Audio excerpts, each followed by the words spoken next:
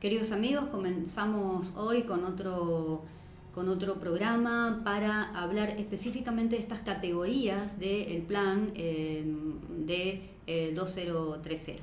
Vamos a hablar hoy básicamente de eugenesia. ¿Qué se ha hecho? Si tuviéramos que remontarnos, yo diría que desde el 1800 hasta ahora. Por supuesto que no vamos a hacer un raconto histórico de los principales eventos que han llevado este tema a la situación actual, pero básicamente comenzar con alguna breve definición que uno puede encontrar en cualquier diccionario. La definición de eugenesia sería la ciencia de mejorar la población humana mediante la reproducción controlada para aumentar la aparición de características hereditarias deseables, o bien que excluya ciertos grupos genéticos considerados inferiores y promover otros grupos genéticos considerados superiores. Bueno, decimos que se remonta más o menos al 1800, aunque por supuesto la terminología ha cambiado, y hoy ya tenemos todo lo que tenga que ver con esterilizaciones, irrigaciones distintas, programas de irrigación como el que hemos tenido durante el 2020 en adelante, todas las modificaciones genéticas de los alimentos, todo lo transgénico, abortos, todo eso se va entrelazando para entender esta categoría de este plan 2030. Entonces, todos los temas que ustedes puedan analizar y donde encuentren legislaciones, programas, planificaciones que tengan que ver con cualquiera de estas cosas que dijimos recién, tiene que ver entonces con este marco ideológico que lleva adelante entonces esta palabra. Fue acuñado este término eugenesia ya por principios del siglo XIX por Galton, que era un primo, medio primo de Charles Darwin, nada menos, que se movía en el ámbito de la psicología, de la meteorología, hacía un poco de todo este muchacho, y luego en el 1900 ya se inicia el movimiento eugenésico en el país del norte. Se fueron dando muchísimas leyes de esterilización, recién en la década del 60, si mal no recuerdo, 60 o 70, la Corte Suprema deroga esas leyes, pero fueron esterilizados con un programa más de 60.000 hombres, también mujeres. Lo que pasa que en el camino, sobre todo la Fundación Rock, las multimillonarias y demás, junto con Labs y con otras fundaciones, con muchísimas instituciones educativas, de ciencias y demás, comenzaron a promover cada vez más la irrigación. Entonces, distintas irrigaciones que van produciéndose en programas de inmunizaciones de niños, en churumbeles y demás. Entonces todo esto hace que esos programas de eugenesia se lleven adelante. Y no solamente en el país del norte, pues como siempre decimos, nunca se olviden que están todos en un gran organigrama, las corporaciones, y entonces adhieren a cualquier política, yo formo parte también, para no quedarme afuera. Pues no podrían sostenerse como orden global. Bueno, en 1913 esta misma fundación de los Rock invirtieron millones de dólares en biología molecular y en la industria de la salud para llevar adelante estos programas. Todo lo que tuvo que ver, Margaret Sanger fue una gran ideóloga de la eugenesia en el país del norte, pero también en muchos otros países, a partir de 1914, 1916, que abogó, fue la primera clínica de control de la natalidad en Nueva York, se abre en el 1916, y Sanger lo que hacía era abogar por una esterilización obligatoria y la segregación de las personas con discapacidad.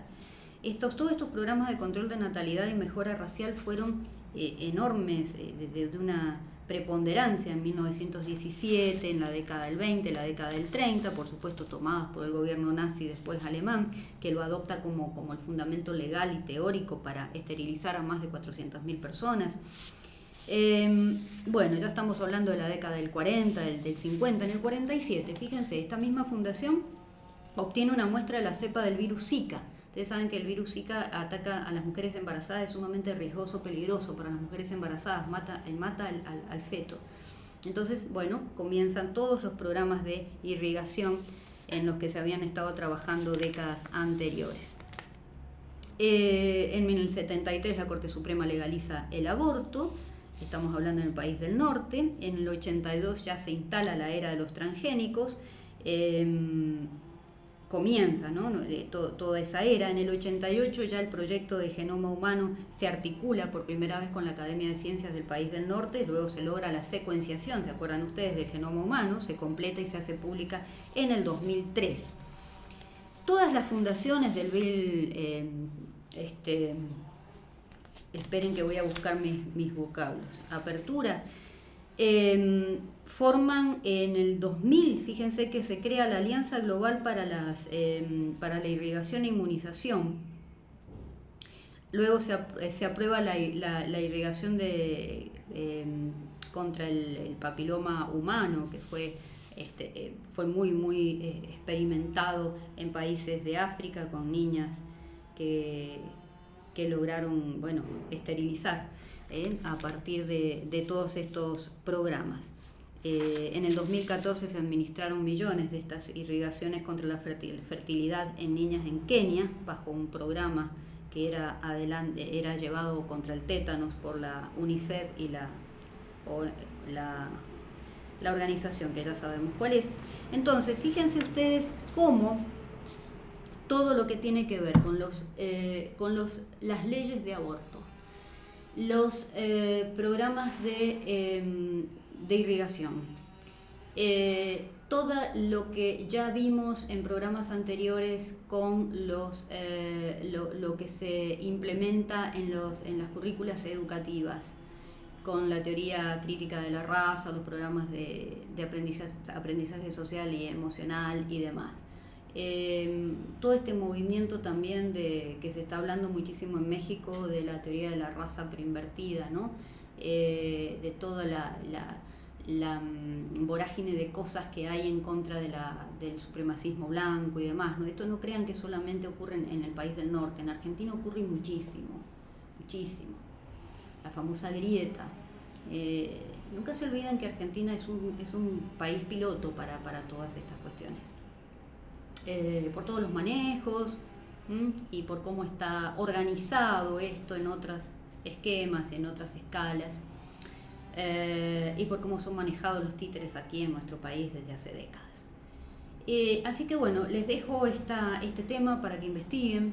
La información está, solamente hay que empezar a unir cabos y a ver en la transversalidad de toda este plan, ver cómo se tocan unos y otros, cómo se van provocando y produciendo este entretejido para llegar, ¿no es cierto?, al estatus en el cubo en el que estamos hoy. Y como siempre, ¿qué podemos hacer? Cuestionarnos las cosas, investigar, informarnos, estar atentos, promover legislaciones que, como todas las cosas en la evolución de la raza, ¿no? Ya lo vamos a ver en otros programas cuando hablemos de los planes de degenerización y demás. Esto es pendular. Entonces la humanidad fue al otro lado, en un péndulo desde el punto de vista mental, emocional y también legislativo y demás, y ahora tenemos que encontrar el camino del medio. En todas las cosas, en todos los temas que estamos viendo, vamos a ver que tenemos que ir a esa unificación, recuperar el equilibrio para poder evolucionar, porque de eso se trata. Paz y bien para todos. Hasta la próxima.